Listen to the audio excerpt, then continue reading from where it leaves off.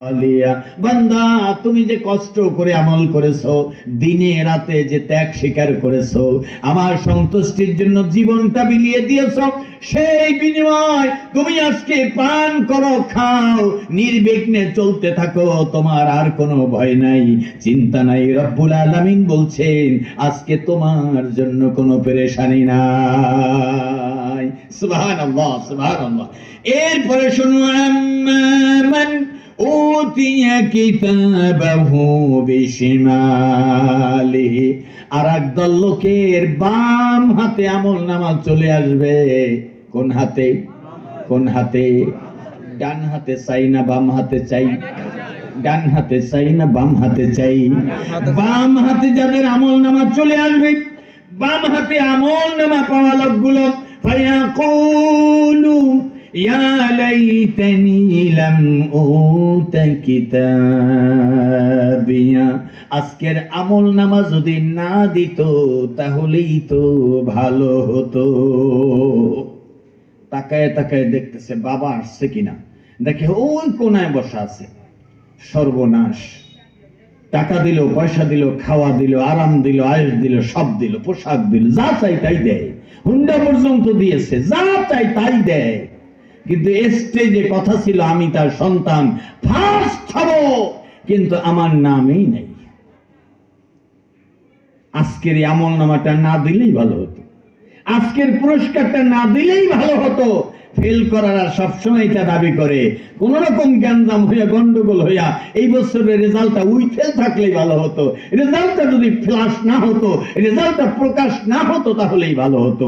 আল্লাহ রাব্বুল আলামিন বলেন, বাম হাতে আমল নামা পাওয়া লোকগুলো বলবে ফায়াকুলু ইয়া লাইতানি লাম উতা কিতাবিয়া, আমার আমল নামা যদি না দেয়া হতো তাহলেই তো ভালো হতো। ওয়ালাম আদরি মা হিসাবিয়া, আর আমল নামা যদি না জানতাম তাহলে আরো ভালো হতো।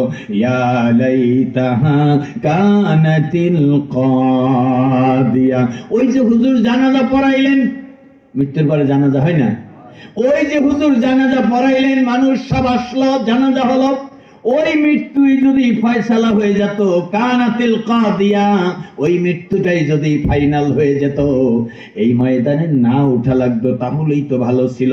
এটা আবার কেন হলো? সর্বনাশ! মা আগনা আন্নি মালিয়া, আজকে আমার মাল, আমার সম্পদ, আমার ধন দৌলত কোনই কাজে আসলো না। মালওয়ালারা বলবে আমার মাল তো কোনো কাজে আসলো না, আমার ধন সম্পদ তো কোনো উপকারে আসলো না। আরে আমার আমল নামা বাম হাতে এসেছে, আমার তো সর্বনাশ হয়েছে। মা আগনা আন্নি মালিয়া, মালওয়ালা দেখে মেয়েকে বিয়ে দিয়েছে যেই জামাই বাড়ি, মাল বেড়ে বেড়ে আরো মালের মালিক হয়ে গিয়েছে, স্বর্ণ অলংকারের শেষ নাই, টাকা পয়সার অভাব নাই, মুলাদি বন্দর যা কিনতে চায় কিনতে কোনো সমস্যা নাই। আরে হাট বাজার ব্যবসা বাণিজ্যের সাথে জড়িয়ে আল্লাহর এই আয়াত পড়ার আর জানার সময় পর্যন্ত নাই। আল্লাহ রাব্বুল আলামিন বলেন, ক্ষমতাওয়ালারা বলবে হালাকান্নি সুলতানিয়া, সর্বনাশ হয়ে গেল আমার, আমার বন্দুক বাহিনী নাই, আমার রাইফেল বাহিনী নাই, আমার লাঠিয়াল বাহিনী নাই, আমার সেলারা নাই, আমার নেতারা নাই, আমার কর্মীরা নাই, আমার রাজত্ব পর্যন্ত নাই। হালাকান্নি সুলতানিয়া, আমার হালাক হয়ে গেল, ধ্বংস হয়ে গেল আমার রাজত্ব, আমার ওই রাজত্ব আজকে কোনো কাজে লাগলো না। এরপরে আল্লাহ রাব্বুল আলামিন বললেন, ও ফেরেশতারা, আমার ফেরেশতারা, এই বান্দারা কি বলতে চায়, কি বলতে চায়? বাম হাতে আমল নামা যাদের, রাস্তায় কোনো সমস্যা, এই ছোট বন্ধুরা একটু দূরে সরো। আল্লাহ রাব্বুল আলামিন বলছেন, বাম হাতে আমল নামা পাওয়ার লোকগুলো কি বলতে চায়? ফেরেশতারা যাবে দৌড়ে, ফেরেশতারা গিয়ে বলবে বাম হাতে আমল নামা পাওয়ার লোকগুলো ওরা বলতে চায় ওদের নাকি টাকা পয়সা, ধন সম্পদ, অর্থ সম্পদ ছিল দুনিয়ায়, আবার ক্ষমতারও মালিক ছিল, তাদের অনেক জনবলও ছিল, আবার সম্পদের মালিকও ছিলেন।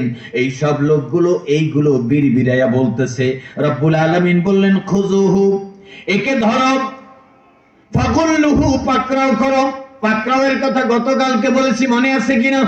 পাকড়াও মানে আসামিকে থাবা দিয়ে ধরা। আল্লাহ রাব্বুল আলামিন অপমানজনক ধরাটা ধরবে।